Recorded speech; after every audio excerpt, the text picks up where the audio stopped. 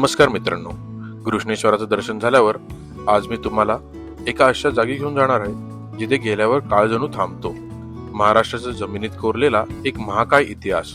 आज आपण आहोत अजिंठा वेरूळपैकी प्रसिद्ध अशा वेरूळ लेणीमध्ये. नमस्कार मित्रांनो, तर आता आपण आलोय एलोरा केव्सच्या इथे. ते तिकीट काउंटर आहे, तर रोहित जाऊन तिकीट काढतोय. हा व्हिडिओ शेवटपर्यंत नक्की पहा, कारण आज आपण फक्त लेणी बघणार नाही तर 1000 वर्षापूर्वीचं इंजिनिअरिंग कसं होतं हे समजून घेणार आहोत. येथे पोहोचण्यासाठी सर्वोत्तम मार्ग म्हणजे छत्रपती संभाजीनगर पासून रस्ते मार्ग आहे. तुम्ही स्वतःच्या गाडीने किंवा टॅक्सीने येऊ शकता. प्रवेश शुल्क आणि वेळेबद्दल मी डिस्क्रिप्शन मध्ये माहिती दिली आहे. येथे येताना सोबत पाणी आणि हॅट नक्की ठेवा, कारण हा परिसर खूप मोठा आहे.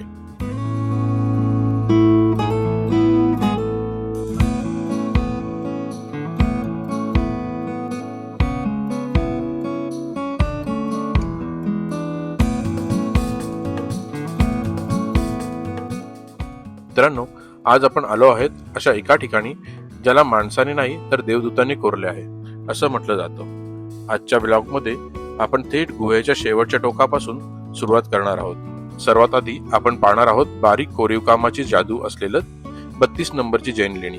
त्यानंतर आपण जाऊ एका गूढ आणि अवाढव्य 29 नंबर हिंदू लेणीकडे. आणि व्हिडिओच्या शेवटी आपण पाहणार आहोत भारताची शान आणि जगातलं सर्वात मोठं रॉक कट आश्चर्य म्हणजेच 16 नंबरचं कैलास मंदिर. चला तर मग थेट जाऊया आपल्या पहिल्या स्टॉपवर. तर पहिले आपण बघणार आहोत इंद्रसभा लेणी, जैन धर्म दिगंबर संप्रदाय.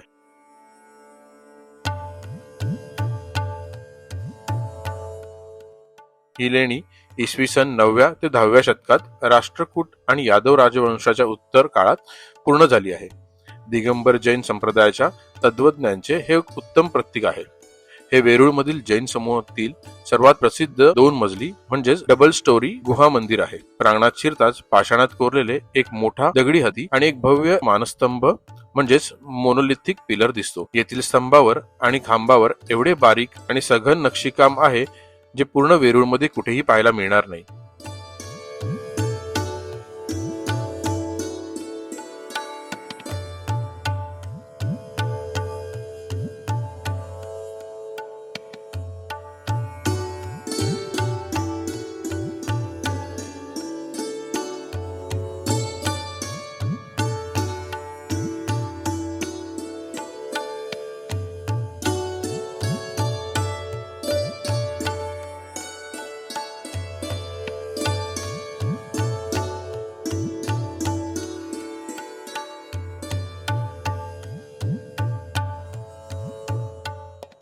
मुख्य सभागृहात दोन्ही बाजूंना हत्तीवर आणि सिंहावर बसलेला मातंग म्हणजेच इंद्र आणि सिद्धायिका म्हणजेच अंबिका यांच्या भव्य मूर्ती आहेत.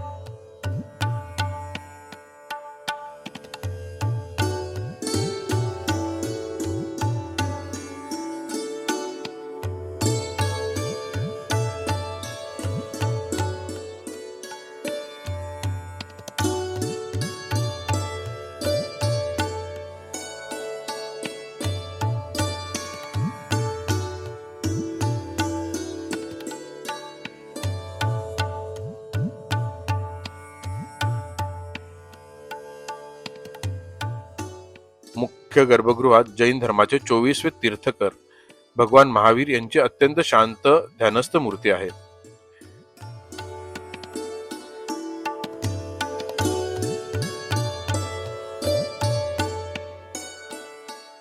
छतावर आजही प्राचीन रंगकामाचे अवशेष पाहायला मिळतात.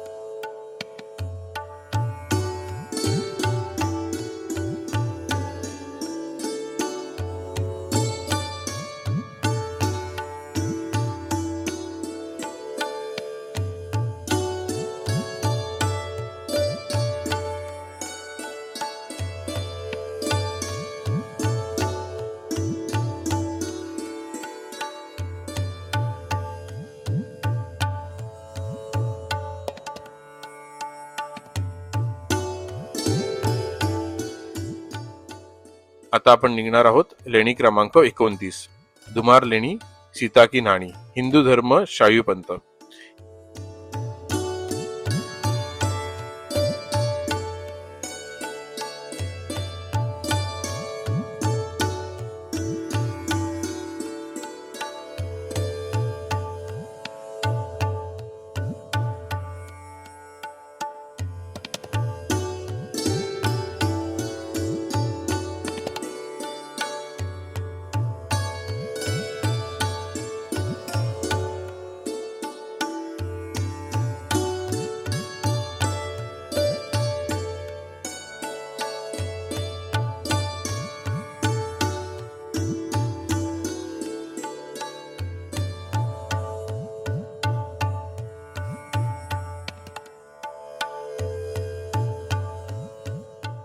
ही लेणी इसवी सन 6व्या शतकाच्या अखेरीस ते 7व्या शतकाच्या सुरुवातीला कलचुरी किंवा सुरुवातीच्या चालुक्य राजवंशाच्या काळात कोरलेली गेली आहे.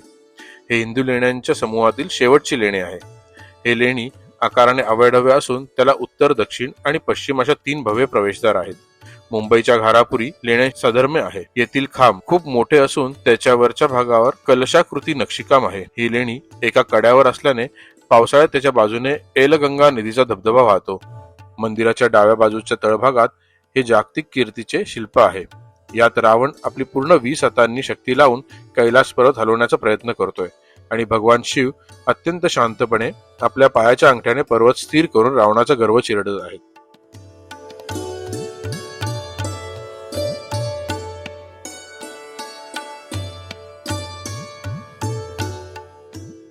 भिंतीवर अंधकासूर वध, शिवाचे तांडव नृत्य आणि पासे खेळणारे शिवपार्वती असे अनेक गतिमान प्रसंग कोरले आहेत.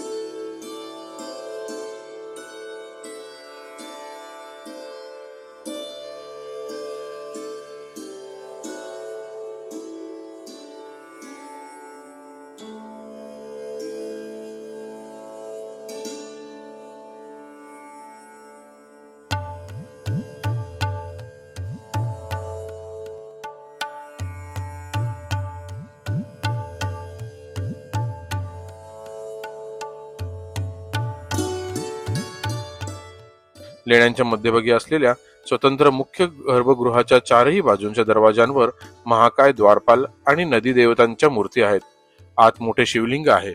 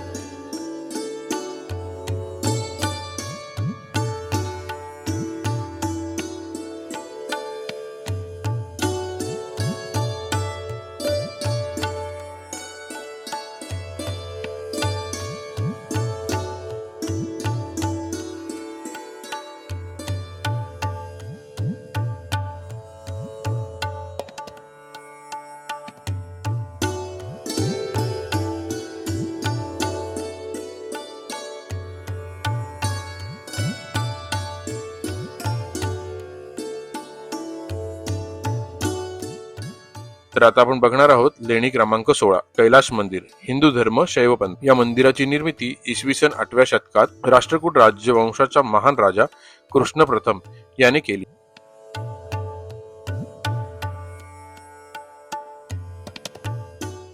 युनेस्कोने याला जागतिक वारसा स्थळाचा दर्जा दिला आहे. कोणतीही वीट, सिमेंट किंवा सांदा न जोडता एकाच अखंड डोंगराचा पाषाण कोरून हे भव्य मंदिर साकारले आहे.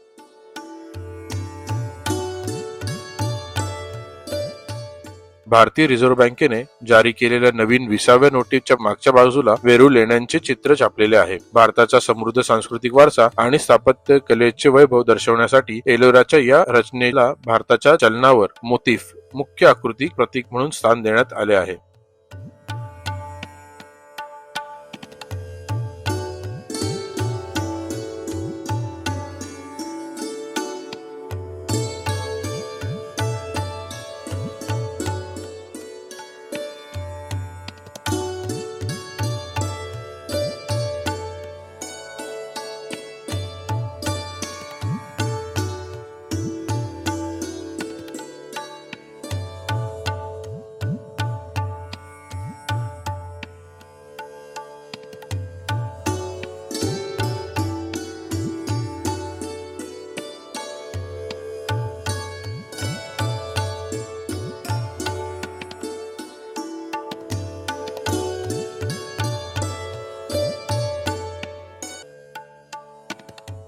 हे मंदिर पायापासून वर बांधलेले नाही, तर डोंगराच्या वरच्या भागातून म्हणजेच कळसाकडून सुरुवात करून खाली पायापर्यंत कोरत आणले आहे. हे करताना साधारण 2 ते 4 लाख टन बेसाल्ट दगड कापून बाहेर काढण्यात आला.